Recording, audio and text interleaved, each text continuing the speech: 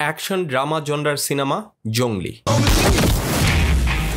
এবারের ঈদে দর্শকদের মধ্যে যে কয়টা ছবি নিয়ে আগ্রহ তৈরি হয়েছিল তার মধ্যে জংলি অন্যতম। এইখানে প্রধান দুইটা চরিত্রকে অনেক গুরুত্ব দিয়ে নির্মাণ করা হয়েছে।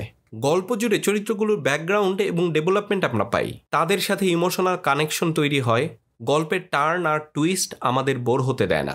Good, very good. তো এইসব হচ্ছে জংলি সিনেমার গল্পের পজিটিভ দিক। এই গল্পের কিছু নেগেটিভ দিকও আছে।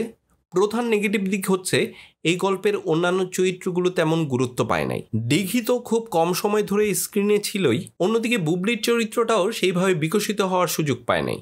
শহীদুজ্জামান সেলিম আর রাশেদ মামুন অপুর চরিত্র তো আমার কাছে একেবারে অপ্রয়োজনীয় মনে হয়েছে। বিরতির আগ পর্যন্ত গল্পটা একরকম ছিল, বিরতির পর গল্পটা একটু অন্য জায়গায় চলে যায়, আর সেটার সাথে আমাদের গল্পের মেইন প্লটের যে লিঙ্ক সেটা তেমন থাকে না। ফলে সক্ষমতা থাকা সত্ত্বেও ক্লাইম্যাক্সের ইমোশনটা তেমন জমে না। ছোট একটা মেয়ে বাচ্চা দেখছেন?